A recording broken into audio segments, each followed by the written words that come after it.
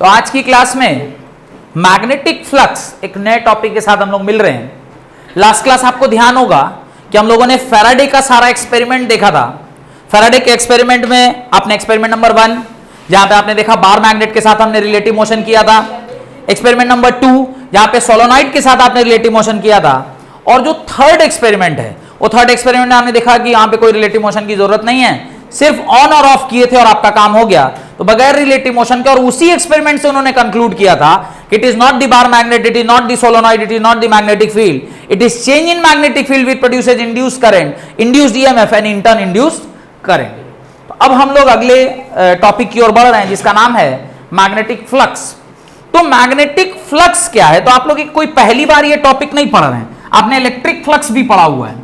कोई cross sectional area अगर ये है और इस क्रॉस सेक्शनल एरिया से जितने भी number of field lines cross करते हैं, जितने भी फील्ड लाइंस इसे क्या करते हैं, क्रॉस करते हैं, वही फील्ड लाइंस क्या कहलाते हैं? मैग्नेटिक फ्लक्स को इंडिकेट करते हैं। The number of field lines passing through per unit area of a cross sectional area, per unit cross sectional area of a conductor is known as magnetic flux. तो लिखिए magnetic flux phi, magnetic flux phi, phi means magnetic flux का denotation है। How we denote magnetic flux? It is denoted by phi. वहां पे भी phi से ही था, यहां पर भी फाई से है। यहां पे कई बार थोड़ा इंडिकेट करने के लिए फाई बी लिख देते हैं, वहां पे फाई ई लिखते थे। मैग्नेटिक फ्लक्स,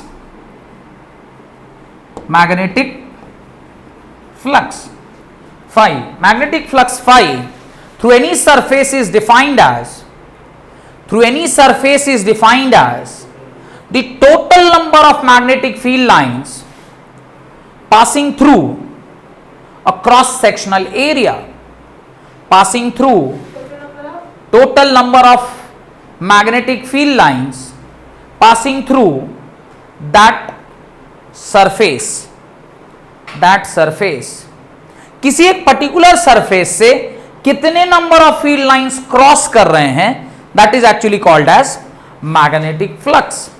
अब इस चीज को थोड़ा ध्यान से देखिए तो आपको समझ में आएगा मैं क्या कहना चाह रहा हूं। ध्यान से देखिए इस पर्टिकुलर सरफेस, ये एक्चुअली सरफेस कैसे रखा हुआ है पता है? This surface is kept something like this. ये सरफेस कैसे रखा है? ये मैंने सरफेस यूं रख रखा है, ध्यान से देखिए, ये सरफेस ऐसे रखा हुआ है और ये आपका सरफेस है, और मैग्नेटिक फील्ड लाइन कैसे जा रहा है? ऐसे जा रहा है। अब थोड़ा ध्यान से देखिएगा, magnetic field line is perpendicular to the plane of flux, a plane of the conductor. ये जो क्रॉस सेक्शनल एरिया है, इस क्रॉस सेक्शनल एरिया के परपेंडिकुलर है क्या? आपका magnetic field lines, but it is parallel to the area vector. Because ये अगर मेरा क्रॉस सेक्शनल एरिया है तो इसका एरिया वेक्टर क्या होगा? Area vector is always perpendicular to the surface, और ये आपका मैग्नेटिक फील्ड लाइंस है। तो दो बातें हैं, ध्यान से सुनिए। एक है कि मैग्नेटिक फील्ड, जो आपका फील्ड लाइंस है, वो इस क्रॉस सेक्शनल एरिया सरफेस के परपेंडिकुलर है। प्लेन जिसमें वो कंडक्टर या वो सरफेस है उसके परपेंडिकुलर है, बट इस सरफेस का जो एरिया वेक्टर है उसके साथ ये क्या है? पैरेलल है। ये बात क्लियर है? इसी वजह से फ्लक्स को जब हम लोग मैथमेटिकली डिफाइन करते हैं तो इसको लिखते हैं B डॉट ए वेक्टर। क्या लिखते हैं? B dot A vector. B dot A vector मतलब phi is equal to B A cos theta. B A cos theta का मतलब होता है magnetic field into area vector into cos of theta. और यहां पर जो आप वैल्यू लेते हैं ये क्या लेते हैं? ये सब इसका मैग्नीट्यूड लिया जाता है। ये सब इसका क्या लिया जाता है? मैग्नीट्यूड। तो B का मैग्नीट्यूड इंटू A का magnitude into cos of theta. तो ये बी ए कॉस थीटा के बराबर होता है। यहां पर ये आपका क्या है? मैग्नेटिक फील्ड लाइंस है, और इसके परपेंडिकुलर ही जो एक, इसके परपेंडिकुलर ही जो एक वेक्टर आता है उसी को हम लोग क्या कहते हैं? एन वेक्टर या एरिया वेक्टर। और दोनों जो वेक्टर हैं वो आपस में कैसे होंगे? दोनों जो वेक्टर हैं वो आपस में कैसे होंगे? वो पैरेलल होंगे, यानी making an angle what? Making an angle of 0 degree. और यही 0 डिग्री होगा तो phi is equal to B A cos of 0 degree cos 0 होता है 1, therefore phi is equal to BA which is the maximum value of flux. यानी flux maximum तब होगा जब एरिया वेक्टर और फील्ड वेक्टर के बीच का एंगल कितना होगा, 0 डिग्री होगा, या सरफेस और फील्ड आपस में कैसे होने चाहिए, परपेंडिकुलर होने चाहिए. डन. तो लिख दीजिए the magnetic flux through a given surface is defined as, अब इसको लिख रहे हैं फ्लक्स का एक और डेफिनेशन, मैथमेटिकल डेफिनेशन. ये सब लिख लिए ना, ये सब लिख लिए, ये भी डाल लीजिएगा. when theta is equal to what, 0 degree. when theta 0 degree तो मैक्सिमम फ्लक्स आएगा. लिख दीजिए magnetic flux through a given surface is defined as the product of area of a surface and the component of magnetic field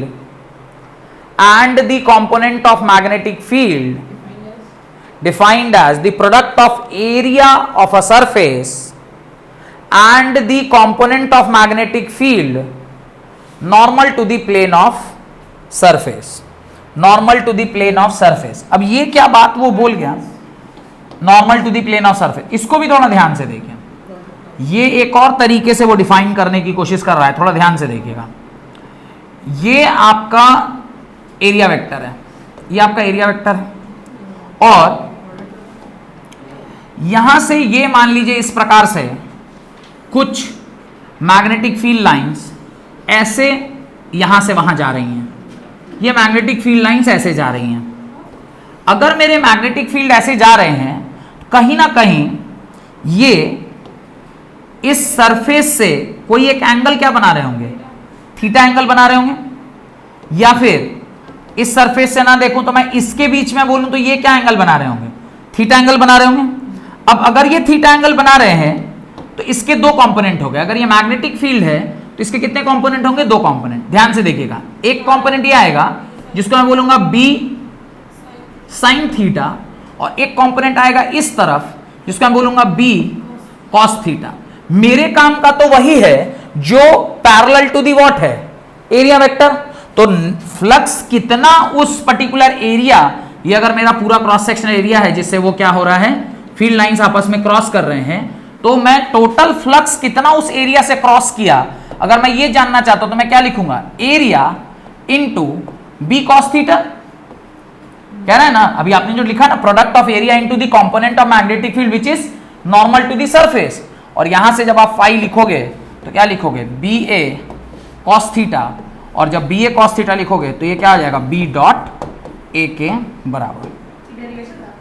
हाँ, बताया जा रहा है, जो अभी नया डेफिनेशन आपने लिखा है उसको मैथमेटिकली कैसे समझ रहे हैं वो लिखवाया है. डन. और जब थीटा 90 डिग्री होगा तो क्या होगा, 0 डिग्री का तो देख लिए, थीटा 90 डिग्री होगा तो क्या होगा, केस 2 थीटा 90 डिग्री. मतलब पहले समझते हैं कि थीटा 90 डिग्री का क्या मतलब है. थीटा 90 डिग्री का मतलब है कि आपका एरिया वेक्टर और मैग्नेटिक फील्ड वेक्टर के बीच में एंगल कितना है. और मैं ये कह सकता हूं कि जो आपका सरफेस है और जो मैग्नेटिक फील्ड है वो आपस में ऐसे होगा, तब ना no flux is going through this area. और यहां से जब आप करेंगे तो फ्लक्स का फॉर्मूला क्या होता है, flux is equal to B A cos of theta that is cos of 90 degree. Cos 90 किसके बराबर, 0 के बराबर. Therefore flux is equal to 0. तो यहां से फ्लक्स आपका क्या निकल के आ गया, 0 निकल के आ गया. तो ये दो केस वहां डालना है, डाल दीजिए. Now write unit of magnetic flux. Unit of magnetic flux, the SI unit of magnetic flux is weber, WEBER. Flux का एसआई यूनिट, फ्लक्स का एसआई यूनिट वेबर है, WEBER, जिसको हम लोग कैपिटल W स्मॉल b से denote करते हैं, weber. Done. 1 weber is equal to होता है tesla into metre square. Tesla into metre square. 1 weber is equal to tesla into metre square. Done. ये इसका एसआई यूनिट है. सीजीएस यूनिट लिखिए, CGS unit. Magnetic field का CGS unit वही होता है, डीवी बाय स्क्वायर. क्या, इसका सीजीएस यूनिट क्या होता है, किसका, मैग्नेटिक फील्ड. मैग्नेटिक फील्ड का टेस्ला. और दूसरा CGS सीजीएस यूनिट गॉस होता है कि डाइन होता है? डाइन तो फोर्स का है, इसका गॉस होता है सर। सीजीएस यूनिट इसका गॉस होता है। एक मिनट बताता हूँ, इसका सीजीएस यूनिट डाई टेस्ला ही है। सीजीएस यूनिट तो दिख नहीं रहा है। 5 डाइन। ठीक है, एक प्लस गलती हो गया। सीजीएस यूनिट नहीं है, नो सीजीएस यूनिट। डन। और इसका सीजीएस यूनिट होता है वही जो अभी हमने आपसे पूछा था। क्या पूछा था? मैक्सवेल। 5 का सीजीएस यूनिट क्या होता है? मैक्सवेल। ध्यान रखिएगा, CGS unit of this is maxwell and 1 maxwell is equal to 1 maxwell is equal to 1 maxwell is equal to 10 raised power 8। 1 maxwell is equal to 10 raised power -8 weber. ये conversion factor याद रखिएगा। Done.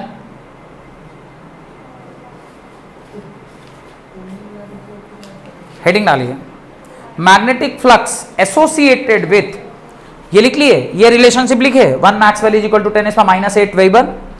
Next लिखिए, magnetic field associated with, 10 to the power 8 हाँ 10 -8 magnetic field, topic हाँ नहीं सब topic है।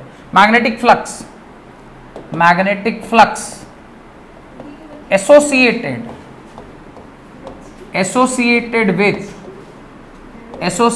With variable magnetic field. अभी जितना भी आपने देखा उसमें आपने मैग्नेटिक फील्ड क्या था? कांस्टेंट था। With variable magnetic field, variable magnetic field. B आपका इस बार क्या कर रहा है? वेरी कर रहा है। जब भी आपका बी वेरी करेगा तो जो फॉर्मूला बनता है फाई का, वो क्या बनता है देख लीजिए। Phi is equal to integration B dot D A, और ये कैसा इंटीग्रेशन होगा? Surface integration.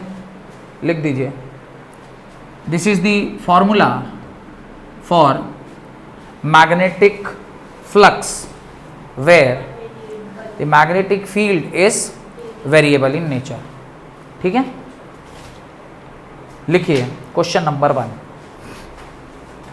3 सवाल करेंगे आज की क्लास में और फिर आज की क्लास को समाप्त करेंगे यहीं पे। तो ये आपका मैग्नेटिक फ्लक्स का फॉर्मूला है।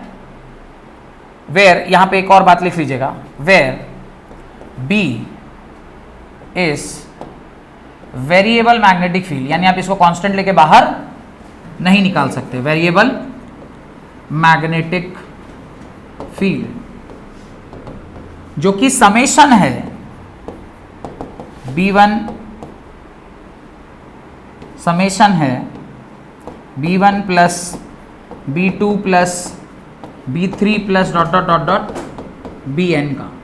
क्यों? क्योंकि हमने एलिमेंटल एरिया लिया है। जब इस एलिमेंटल एरिया को आप इंटीग्रेट करिएगा तो हर वो छोटा सा एरिया जिससे कुछ मैग्नेटिक फील्ड क्रॉस कर रहा होगा उसको आप करेंगे ना। तो डीए क्या है?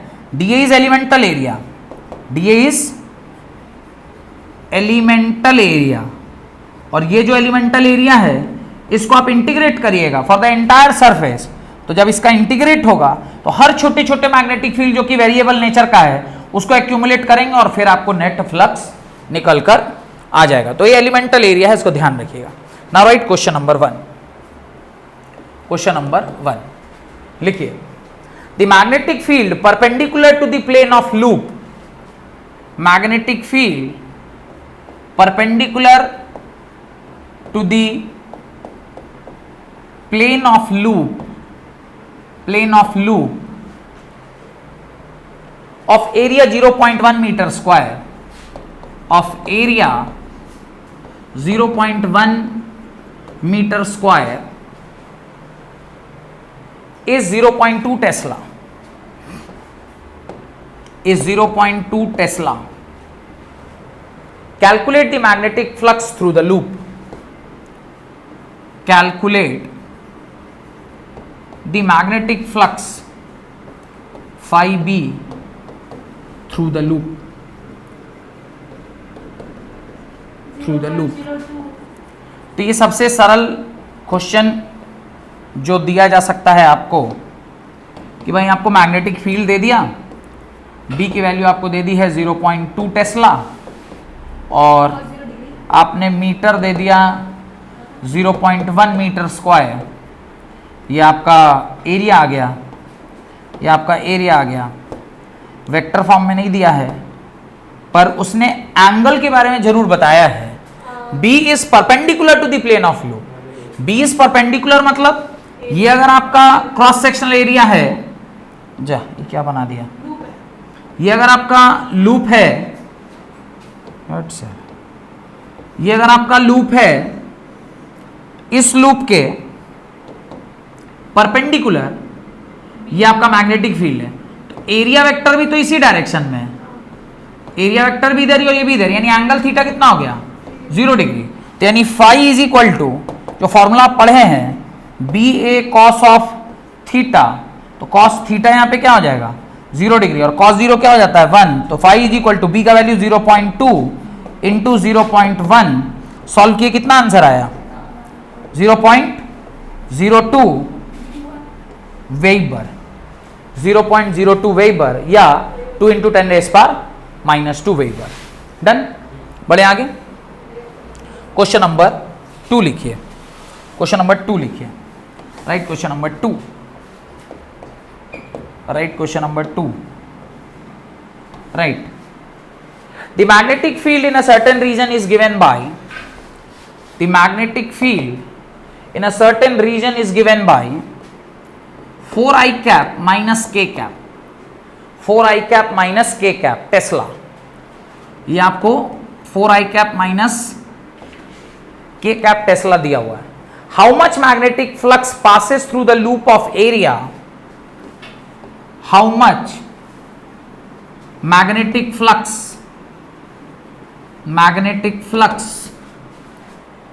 magnetic flux passes through an area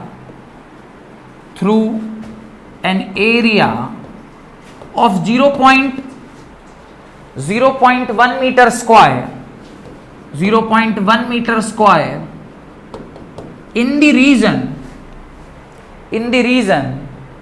if the loop lies flat to the xy plane, in the region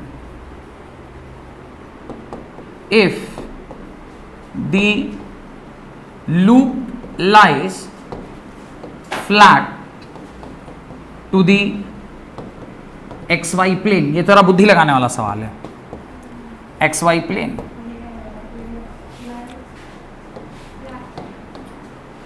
XY flat lies flat Fl- XY plane उसी पे है ना, if the loop lies flat on the xy plane, उसी पे है ना, xy plane पे रखा हुआ है। उसी पे रखा है।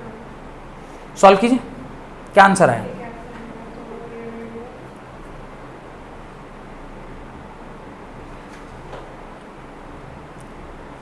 मैग्नेटिक फील्ड आपको दे दिया, बी आपको दिया हुआ है, बी क्या दिया है 4i cap minus K cap. Area vector अगर मैं निकाल लूं तो फाई इज इक्वल टू हो जाता है B vector dot A vector. दोनों वेक्टर में पता रहेगा तो मैं आसानी से उसको क्या कर लूंगा, तो इसका मैग्नीट्यूड तो 0.1 मीटर स्क्वायर होगा, पर बस मुझे कोई ये बता दे कि इसके आगे क्या लगेगा। आंसर है आप बताइए। 0.4 j का। फ्लक्स इज अ वेक्टर नहीं, flux is a scalar quantity. Dot product है ना, तो डॉट प्रोडक्ट आंसर तो मेरा ये आएगा। देखिए ध्यान से देखिए क्या कह रहा है, मेरा जो मैग्नेटिक फील्ड है ये 4i cap minus K cap है, मतलब कहीं ना कहीं के कैप तो ये xz प्लेन में है, ये कहां पर है xz प्लेन में, पर मैग्नेटिक फील्ड तो xy प्लेन में रखा हुआ है। मैग्नेटिक फील्ड अगर मेरा यही प्लेन में मान लीजिए 0.1 मीटर स्क्वायर का एरिया है, तो इसका एरिया वेक्टर कहां जाएगा, आपकी ओर जाएगा ना। तो इसका जो लगेगा वो क्या लग जाएगा, के कैप लगेगा, तो ये क्या हो जाएगा के कैप, दोनों को डॉट प्रोडक्ट कर दीजिए, आंसर आ जाएगा। ये समझ में आ गया ना ये लॉजिक? तो बस डॉट प्रोडक्ट निकालिए, phi is equal to 4i cap minus K cap dot 0.1 K cap. आप जानते हैं डॉट प्रोडक्ट में सिर्फ जो सेम होता है उसी का मल्टीप्लीकेशन होता है, तो हो जाएगा माइनस 0.1 वेबर, और यही इसका क्या होगा, माइनस अब बोले तो आएगा नहीं मैग्नीट्यूड। हाँ? अच्छा मैंने वेक्टर नहीं बोला था, प्लस माइनस का ही नहीं आएगा, फ्लक्स है, या तो अंदर घुसेगा नहीं तो बाहर आएगा, होगा ही। लिख दीजिए, नहीं समझ में आ रहा तो नेगेटिव साइन शोज समझ गए। The flux is inward through the surface of loop. Negative sign shows the flux is inward through the surface of the loop, through the surface of the loop. Done? बढ़े आगे, last question, question number 3। Question number 3 ये second वाले से अच्छा सवाल है। This question is relatively better than the second one, right? At a certain region, the magnetic field of magnitude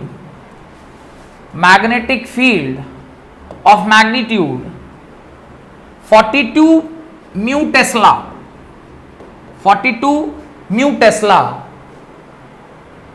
points at an angle of 33 degree, points at an angle of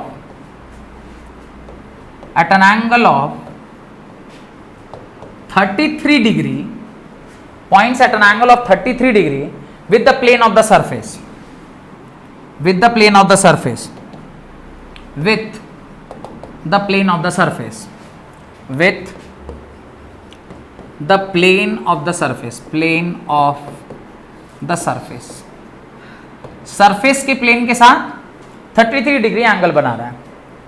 if the area of the surface is 2.5 metre square, area कितना दिया हुआ है 2.5 metre square, area is 2.5 metre square, then calculate phi, calculate phi B.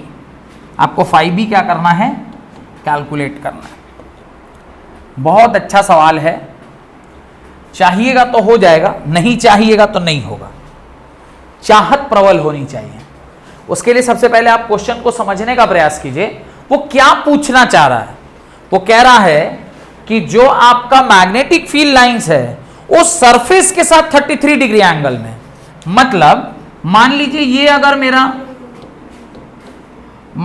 ये अगर मेरा surface है और ये कुछ फील्ड लाइंस यहां से क्रॉस हो रही हैं, तो उसका ऐसा कहना है कि ये एंगल जो सरफेस के साथ बना रहा है वो कितना डिग्री है 33 डिग्री। और मुझे किस एंगल से मतलब होता है, सरफेस के साथ एंगल की परपेंडिकुलर एंगल। तो ये वाला जो एंगल होगा वो कितना होगा 90 माइनस 33 दैट इज 57। तो यहां पे मेरा थीटा कितना हो जाएगा, यहां मेरा थीटा हो जाएगा 57 डिग्री। एंड देन बी का मैग्नीट्यूड मेरे ख्याल से दिया है, कितना दिया है 42 म्यू टेस्ला, बी का मैग्नीट्यूड 42 म्यू टेस्ला है। एरिया भी दिया हुआ है 2.5 मीटर स्क्वायर, फाई होता है B A cos theta, B है 42 इंटू 10⁻⁻6 टेस्ला इंटू एरिया है 2.5 metre square, cos of 57 degree. क्या होता है कॉस ऑफ 57 डिग्री, मैथमेटिक्स के स्टूडेंट हैं आप लोग, कॉस 57 और 37 ये सब पढ़ाया जाता है ना जी, क्या नहीं आता है? आप लोग जब 11 क्लास में थे तभी पढ़ाया जाता है, डिलीटेड था 11 क्लास में, कौन कोरोना था जी?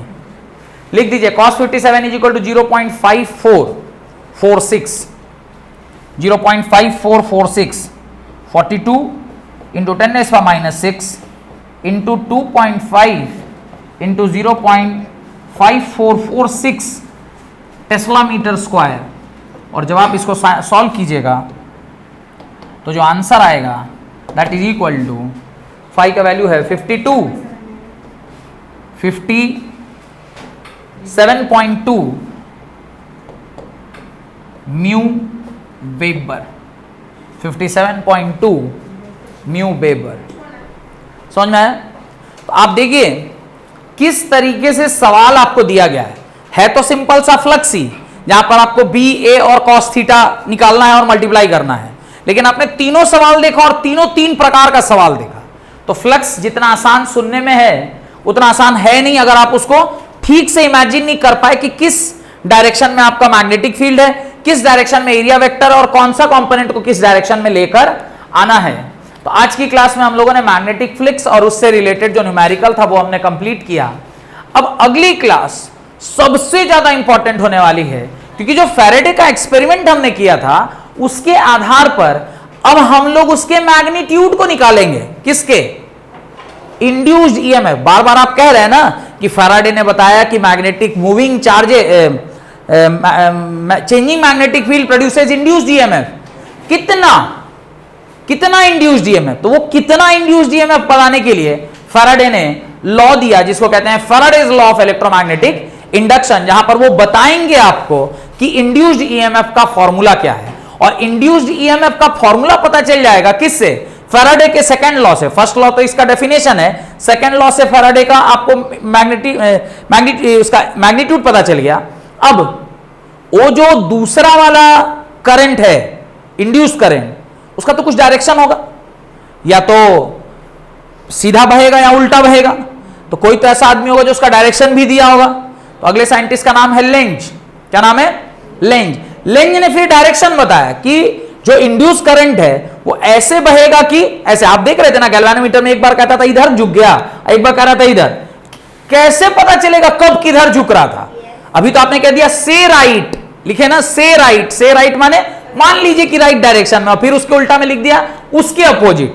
अब वो सच में राइट गया कि लेफ्ट गया, इसको तो पता करना होगा। Lenz comes to rescue. Lenz नामक एक साइंटिस्ट है, वो रेस्क्यू को आए और उन्होंने बताया कि अच्छा देखो, मैं जैसे तुमको बताता हूं वैसे करोगे तो तुम डायरेक्शन भी निकाल लोगे। तो अगली क्लास बहुत इंपॉर्टेंट, क्योंकि फैराडे का लॉ और लेंज का लॉ दोनों ही एक ही क्लास में पढ़ाई होगा, क्योंकि मैग्नीट्यूड और डायरेक्शन अलग अलग क्लास में नहीं पढ़ सकते, एक ही क्लास में पढ़ना होगा। तो अगली क्लास में फैराडे का मैग्नीट्यूड बने इंड्यूस्ड ईएमएफ का मैग्नीट्यूड और डायरेक्शन हम निकालेंगे।